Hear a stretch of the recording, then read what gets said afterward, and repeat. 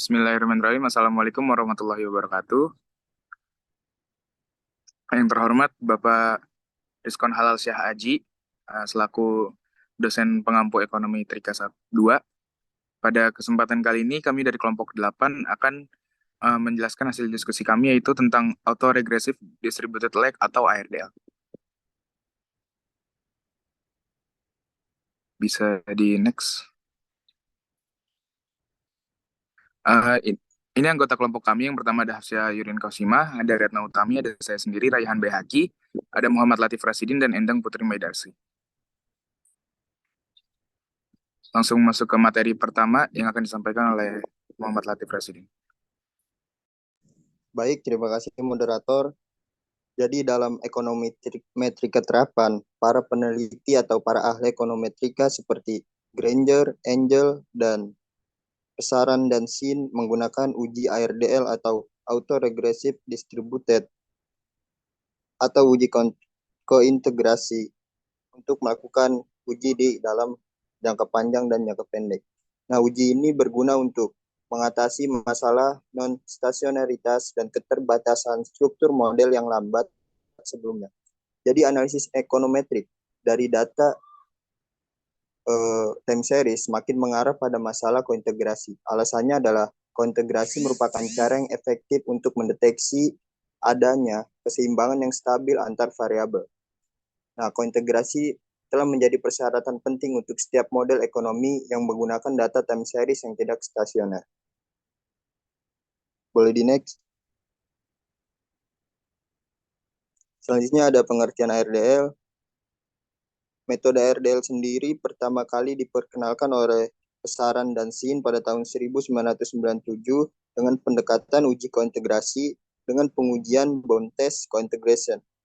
Jadi ARDL adalah metode regresi yang memasukkan lag dari kedua variabel dependen dan independen secara bersamaan. Nah, model ini juga merupakan gabungan dari dua model yang sudah ada, yaitu model AR dan model DL. Mungkin cukup sekian, saya kembalikan kepada moderator. Terima kasih Latif. Selanjutnya akan disampaikan oleh Hafsya. Baik, terima kasih. Untuk selanjutnya yaitu tahap-tahapan pada metode ARDL. Yang pertama itu adalah uji stationaritas. Jadi untuk menghindari masalah regresi lancung, maka yang harus dilakukan adalah dengan mengubah data non-stasioner menjadi data stasioner. Uji stasioner ini dapat dilakukan dengan uji akar-akar unit atau unit root test untuk menentukan stasionernya suatu variabel. Jika ternyata belum stasioner, maka harus dilanjutkan melalui uji derajat integrasi atau integration test atau terdapat hipotesis dari uji stasioner data ini yaitu H0 data terdapat masalah akar unit atau data tidak stasioner dan H1-nya data tidak terdapat masalah akar unit atau data tersebut sudah stasioner. Jadi apabila p-value pada augmented digivuler kurang dari nilai alfanya, maka artinya adalah tolak H0. Hal ini berarti data tersebut stasioner karena tidak mengandung masalah akar unit. Jadi apabila suatu data time series tidak stasioner pada orde 0, I0, maka stasionaritas data tersebut bisa dicari melalui orde berikutnya. Dan juga diperoleh tingkat stasionaritas data pada orde ke n seperti first different atau I1 atau second different atau I2 dan seterusnya. Selanjutnya yaitu uji kointegrasi bound test. Jadi pada uji kointegrasi ini dapat dilakukan untuk menguji apakah variabel-variabel tersebut itu yang tidak stasioner pada data level terkointegrasi antara satu variabel dengan variabel yang lain. Kointegrasi ini terbentuk apabila kombinasi antara variabel-variabel yang tidak stasioner yang menghasilkan variabel yang stasioner. Kemudian terdapat persamaannya yaitu YT sama dengan beta 0 ditambah beta 1 X1 ditambah ET. Jadi uji kointegrasi ini yang diperkenalkan oleh Engel dan Granger pada tahun 1987 menyatakan bahwa ET harus stasioner pada I0 untuk mendapatkan hasil keseimbangan jangka panjang. Dalam konsep kointegrasi, Dua atau lebih variabel time series yang tidak stasioner akan terkointegrasi bila kombinasinya juga linear, sejalan dengan berjalannya waktu, meskipun bisa terjadi masing-masing variabel yang bersifat tidak stasioner. Bila variabel runtun waktu atau time series tersebut terkointegrasi, maka terdapat hubungan yang stabil dalam jangka panjang. Kemudian metode bound testing co-integration dengan pendekatan ARDL yang diperkenalkan oleh Pesaran dan Xing ini dilakukan dengan cara membandingkan nilai F statistik hitung dengan nilai kritis. Apabila nilai F statistik berada di bawah lower bound, maka dapat disimpulkan bahwa tidak terjadi kointegrasi. Sedangkan apabila nilai F statistik berada di atas atau upper bound, maka dapat disimpulkan terjadi kointegrasi. Namun, apabila F statistik tersebut berada di antara lower bound dan upper bound, maka hasilnya tidak dapat disimpulkan. Sekian dari saya. Untuk materi selanjutnya akan disampaikan oleh Rehan. Selanjutnya ada penentuan log optimum. Penentuan log optimum.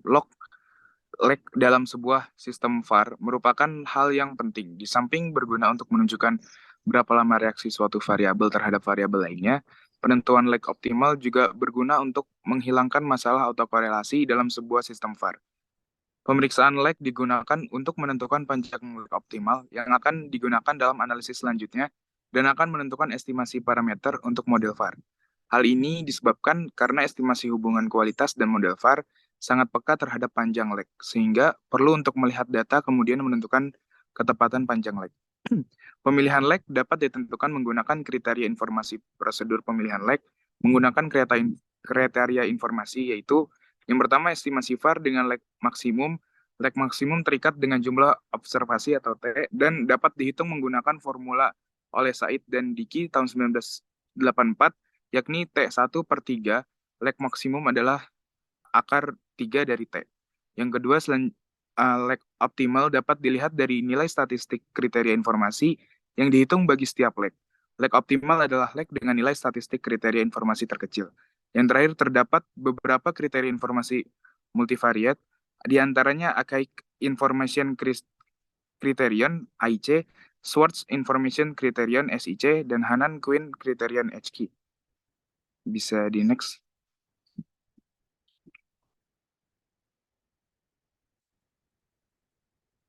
Selanjutnya ada tes diagnostik. Stabilitas koefisien jangka panjang digunakan sebagai koreksi kesalahan dalam dinamika jangka pendek. Beberapa masalah ketidakstabilan dapat berasal dari pemodelan dinamika jangka pendek yang tidak akurat yang mempengaruhi hubungan jangka panjang.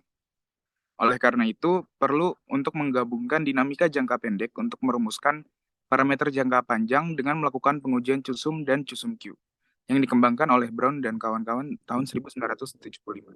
Pengujian CUSUM didasarkan pada jumlah kumulatif residu rekursif. Pada pengamatan pertama, jika plot statistik CUSUM berada pada taraf signifikansi 5%, maka hasil uji koefisien estimasi dapat dikatakan stabil. Prosedur yang sama digunakan untuk CUSUM-Q yang didasarkan pada residu rekursif kuadratik. Hasil pengujian ditunjukkan pada gambar 1 dan 2. Hasil uji statistik CUSUM dan CUSUM-Q untuk contoh persamaan M1 dan M2 tidak melewati garis kritis atau nilai kritis, maka dapat disimpulkan bahwa kedua persamaan tersebut adalah stabil atau baik. Cukup sekian materi yang dapat saya sampaikan. Selanjutnya akan disampaikan oleh Retno. Baik, terima kasih kepada moderator. Selanjutnya merupakan contoh dari soal menggunakan metode ARDL.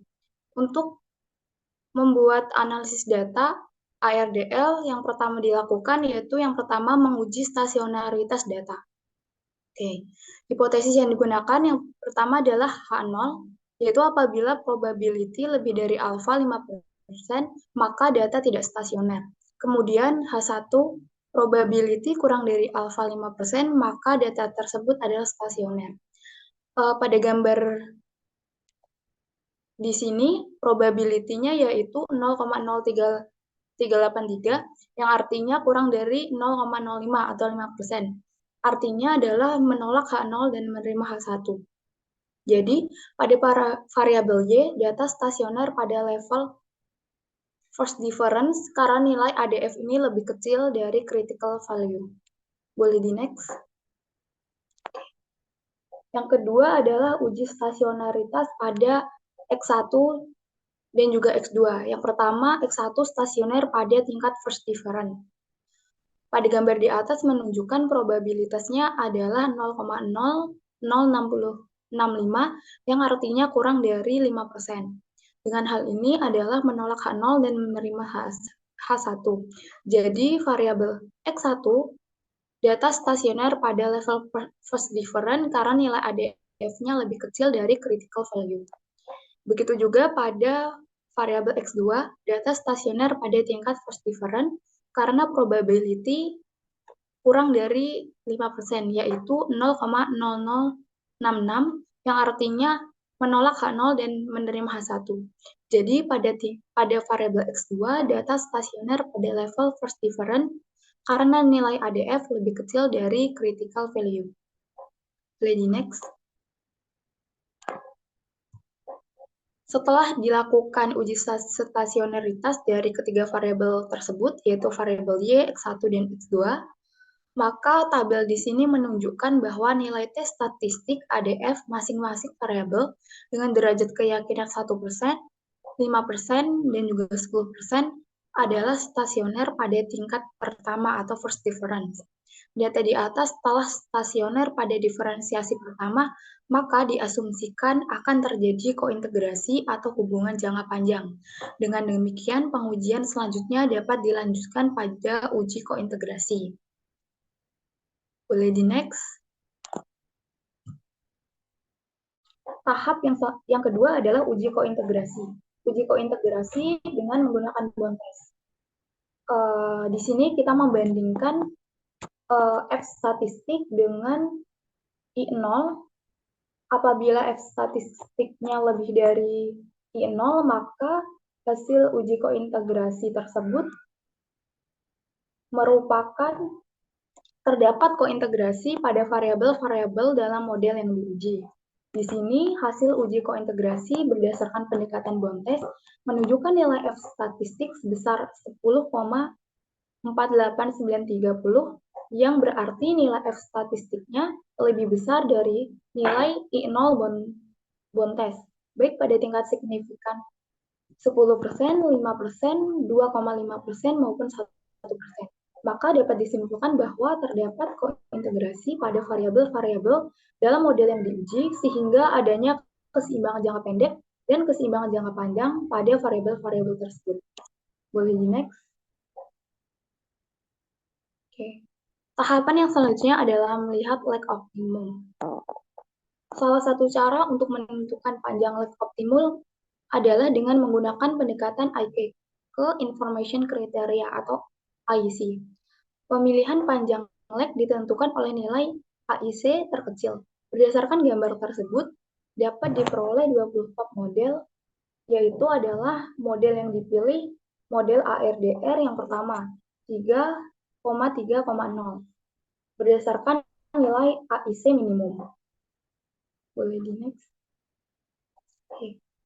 Setelah ditentukan model terbaik, maka dibuat model ARDL yang sudah kita buat lag ARDL-nya, yaitu pada ARDL 330. Pada gambar di sini menunjukkan bahwa persamaan regresinya yaitu YT sama dengan 0,2665 ditambah 0,7890 YT min 1 ditambah 0,0001 X1T dikurangi 2,8748 X2T ditambah kemudian pada R-square menunjukkan hasilnya 0,43 atau 43%. Variabel independen mempengaruhi variabel dependen. Sisanya dijelaskan oleh variabel lain yang tidak termasuk dalam model ARDR. Oke, materi selanjutnya akan disampaikan oleh Endang. Baik, terima kasih. Selanjutnya ini ada model terbaik. Pada model ARDL 1.0.0 probability yang signifikan hanya pada Y-1 dengan probabilitas yang didapatkan itu 0,0042 dan X2 itu dengan probabilitas 0,0053 yang lebih kecil dari 0,05. Hal ini berarti bahwa model ARDL yang paling baik adalah pada variabel Y tahun sebelumnya dan X2 tahun saat ini. Berdasarkan data tersebut, besaran S-square ini sebesar 0,4329 atau 43,29%, dan sisanya ini sebanyak 56,71%. Sementara nilai adjusted R-square-nya ini sebesar 0,3328 atau sebesar 33,28%, yang sisanya ini berarti sebesar 66,72%. Hal ini menunjukkan bahwa variabel X1 dan X2 ini mempengaruhi variabel Y sebesar 33,28%, sedangkan sisanya ini sebanyak 66,72% ini dipengaruhi oleh variabel lain di luar model penelitian ini. Selanjutnya itu pada penelitian ini probabilitas F statistik ini sebesar 0,0193 yang kurang dari 0,05, maka dapat dinyatakan bahwa variabel X1 dan X2 secara simultan ini berpengaruh signifikan terhadap variabel Y. Boleh dilanjut. Lalu ada model long round. Setelah dilakukan uji kointegrasi dan dihasilkan keputusan model ARDL yang akan diestimasikan model jangka panjang dan jangka pendek. Dari variabel tersebut dalam jangka pendek tidak ada yang memiliki pengaruh, tidak ada yang memiliki pengaruh kemudian pada jangka panjang variabel-variabel tersebut tidak memiliki pengaruh juga.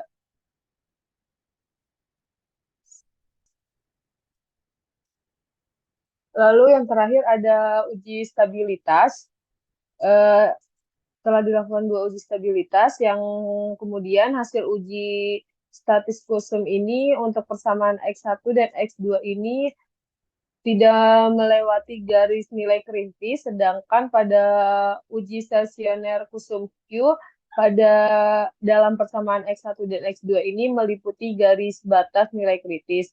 Maka kita dapat simpulkan bahwa persamaan X1 dan X2 dalam penelitian ini dapat dikatakan tidak stabil karena pada uji kusum Q ini variabel tersebut melewati garis batas. Terima kasih, saya kembalikan kepada moderator. Cukup sekian dari apa yang dapat kami sampaikan. Kurang lebihnya mohon maaf. Wallahul muwaffiq ila aqwamit thoriq. Assalamualaikum warahmatullahi wabarakatuh.